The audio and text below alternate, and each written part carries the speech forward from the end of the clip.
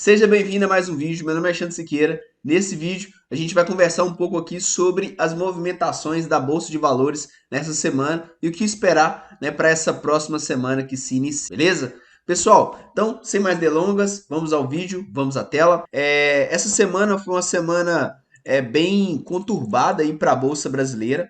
A Bolsa fechou aqui basicamente com uma queda de menos 2,06%, ainda com o mercado com muita cautela com o tarifaço, né?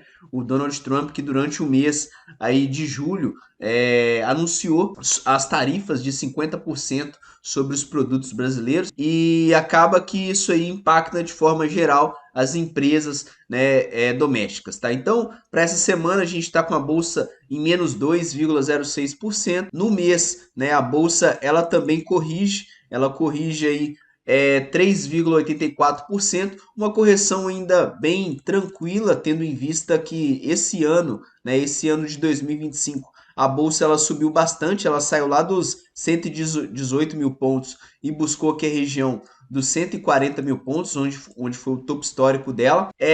Porém, nesse curto prazo aí, junta, né, tanto a realização de lucro dos investidores quanto essa questão da cautela. Para essa semana, nós temos o primeiro ponto ali, 1º de agosto, se vai ter ou não vai ter essa tarifa. E na quarta-feira, né, nós teremos aí a taxa Selic. Né? A expectativa do mercado é 15%, então isso aí já está muito bem precificado. Durante esse mês, a curva de juros ela se manteve aqui basicamente lateral, né, com dados mistos aí da economia brasileira. Essa semana é uma semana bem recheada, lembrando que curva de juros impacta diretamente nos ativos de bolsa. A gente observa que nesse ano de 2024 a curva ela cedeu bastante, né, frente ao que ela vinha evoluindo no ano de 2020, nesse ano de 2025, na verdade, a curva ela cedeu bastante, tendo em vista que ela vinha evoluindo no ano de 2024, e isso acabou beneficiando bastante aqui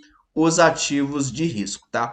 Quando a gente olha as duas maiores empresas do segmento aqui, né, da Bolsa de Valores, da carteira do índice, a gente tem aqui a Petrobras. Na semana, a Petrobras ela fecha em alta, muito por conta ali do petróleo Brent, que subiu um pouco durante essa semana, porém o petróleo Brent ainda em queda ao longo do ano, né, por volta ali de 62, 65 dólares, e a Petrobras ela teve um fluxo aqui, né, bem interessante, fechando 31,96 com alta de 3,19%. Já a Vale nessa semana ela teve uma performance muito bacana, né, no mês na verdade, teve uma performance muito boa, dado a cotação do minério de ferro, a Vale que vem apanhando com esse minério de ferro ao longo aí dos últimos 5 anos, aí ela subiu 5,76%, cravando aqui uma alta, né, numa região de resistência em 57, 57,50, e no curto prazo a Vale vem corrigindo, né, dado as condições ali do minério de ferro também. A China que começa a se reaquecer ali na economia, a demanda por minério começa a aumentar e a Vale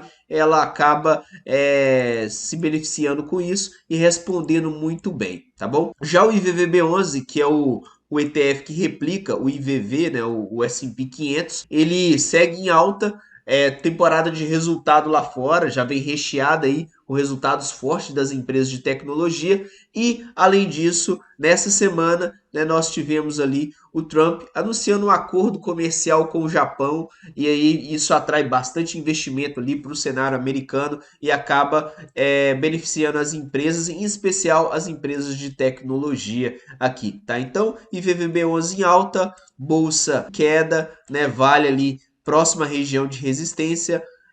Petrobras, né? Ela acaba entrando um fluxo bem interessante aqui durante essa semana, tá? E DI basicamente aqui lateral durante o mês de julho, beleza? O DI futuro, pessoal, ele vem testando essa região de suporte, tá? Ele vem testando essa região de suporte. Lembrando que região de suporte são regiões de fundos, regiões onde a gente tem maior potencial de compra. E isso é interessante porque se ele rompe essa região de suporte, ele pode buscar ali os 14, depois ele buscar ali os 13,80 e acabar beneficiando a bolsa, né? Mas muito provavelmente ele vai dar um repique aqui para para cima, né? Dependendo dos dados que tiver aí do cenário doméstico, mas região de suporte, se DI repicar para cima, aí a bolsa acaba de romper essa região aqui de 133 a 134 com o alvo lá do 129 a 130. Então, alvo de bolsa ali a 109, 129 a 130 no curto prazo, beleza? Pessoal, então vamos lá para essa semana aí, a semana recheada, a grande pauta aí que o mercado vem conversando é justamente as tarifas que já vem impactando o cenário doméstico, e a Taurus ela soltou uma nota de possível inviabilidade de continuar operando no cenário brasileiro se essas tarifas elas serem concretizadas, né? Então isso aí causa desemprego, acaba impactando o cenário como um todo. Se a gente pegar empresas de bem de capital como WEG, Embraer, também foram bem impactadas aqui na bolsa, né? A WEG que caiu bastante durante esse mês, né? Se eu pegar aqui a WEG, ó, além do resultado, né, que não veio tão forte, quando a gente olha também a empresa, ela vem sendo impactada aqui. Então a empresa ela saiu lá dos 42, agora está aqui nos 36, 16% de queda. Se eu pegar aqui a Embraer, né, que é outra empresa de bens de capital, acaba caindo bastante também. Ela estava ali próxima a 83, né, caiu ali a 66, então 21% de queda. São algumas das empresas que são impactadas, né, mais impactadas com essa questão das tarifas, beleza?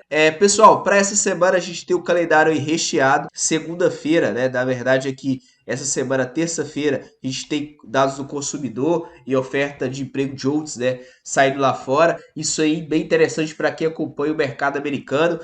Quarta-feira nós temos aqui no cenário Brasil IGPM, temos CAGED, né, que é a evolução da criação de empregos, que são dados ali que demonstram se a economia está aquecida ou não. Quinta-feira a gente tem superávit, dívida bruta sobre o PIB, taxa de desemprego.